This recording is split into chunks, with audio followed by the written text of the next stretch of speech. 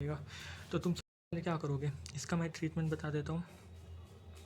जो तुम्हारा डिविडेंड आ रहा होगा उसको तो तुमको क्या करना है, पहले तो कॉस्ट ऑफ इन्वेस्टमेंट में से तुमको माइनस कर देना होगा, और फिर तुमको क्या करना होगा, तुमको पीएनएल में से तुमको क्या करना होगा, कंसोलिडेटेड पीएनएल ऑफ उसमें से माइनस कर देना होगा।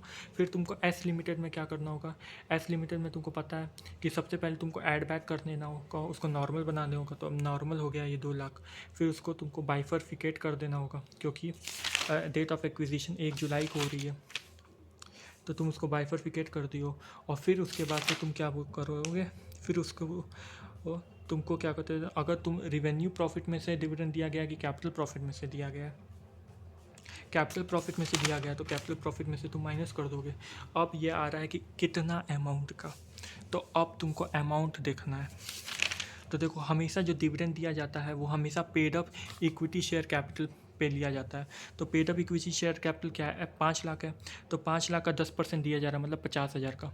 तो 50,000 तो इधर के किया, फिर नॉर्मल किया, और फिर 50,000 कैपिटल प्रॉफिट में से माइनस कर दिया। लेकिन ये 50,000 तो पूरा है, और होल्डिंग ने कितना एक्वायर किया, 80%, तो उसको तो 80% डिविडेंड मिलेगा। तो 80%, 50,000 का 80% कितना होता है, 40,000। तो इसीलिए यहाँ पे 40,000 से माइनस किया हो गया है, और यहाँ पे भी 40,000 से माइनस किया गया हुआ है। समझ में आया। देखो, फिर आता है तुम्हारा क्या होता है, ये एग्जाम्पल नंबर 2 है। अब यहाँ पे इंटरिम डिविडेंड के बारे में देख रहा है, रेट है 10%, और यहाँ पे बोल रहा है paid and declare out of the current year profit, तो मतलब करेंट ईयर प्रॉफिट से हुआ है। और डेट ऑफ एक्विजिशन क्या है, बीच में हो रहा है, तो तुमको अब तो बाइफर 3:9 में बांटना पड़ेगा, मतलब देखना पड़ेगा करेंट ईयर प्रॉफिट में कितना रेवेन्यू है, कितना कैपिटल है, ये देखना पड़ेगा। अगर तुम्हारा डेट ऑफ डिक्लेरेशन नहीं दे रखा है तो तुमको ये एज्जम्पशन लेना पड़ेगा कि वो करेंट ईयर के प्रॉफिट में से बटा हुआ है। अब देखो, एच लिमिटेड ने डिक्लेयर किया, अरे भाई खुद ही डिक्लेयर किया है, तो हम बोले तो एच लिमिटेड का ही देखेंगे, तो उसका कोई एडजस्टमेंट नहीं करेंगे।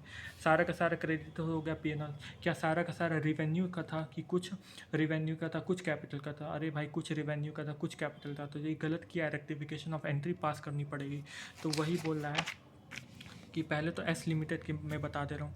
तो paid of equity share capital पे लगता है, तो 5 लाख का 10% 50,000, तो 50,000 यहाँ पे आ गया। उसको बिफोर करके नॉर्मल बना दोगे। फिर उसका करंट ईयर प्रॉफिट में 3:9 में बाइफरफिकेट करके बांट दोगे। फिर उसका आता है डिविडेंड। अरे भाई डिविडेंड देखना होगा कि कितना करंट, कितना कैपिटल का है, कितना रिवेन्यू का है, तो उसको भी तो तुमको 3:9 में बांटना पड़ेगा। तो 50,000 का तो इतना आ जाएगा 3, और इतना 9 आ जाएगा, ठीक है। और फिर उसके बाद से ये देखना पड़ेगा, तुम 50,000 का है, लेकिन उसमें से कितना प्रॉफिट है। अरे ये तो भाई उसका था 12,500 आउट ऑफ कैपिटल प्रॉफिट था, और ये तो रिवेन्यू प्रॉफिट है, मतलब ड्यूरिंग द ईयर है। तो कैपिटल प्रॉफिट में से हमेशा हम बोले ना थे ना, कैपिटल प्रॉफिट का ही सीओसी में से माइनस करोगे, और फिर जा कर के कंसोलिडेशन में से माइनस करोगे, तो ये कैपिटल प्रॉफिट है। अगर रिवेन्यू प्रॉफिट होता वो तो सारा का सारा पीएनएल में जा कर के हो जाता, क्रेडिट हो जाता, प्लस हो जाता। लेकिन इतना तो 12,500 तुम्हारा कैपिटल प्रॉफिट में से है, तो उसका कितना, 12,500 थोड़ी ना पूरा, उसका कितना परसेंट है, 80% एक्वायर, मतलब 80% दिया है, तो 80% यहाँ, तो 80% यहाँ से माइनस हो जाएगा और सीओसी में से, और 80% तुम्हारा कंसोलिडेशन इसमें से माइनस हो जाएगा।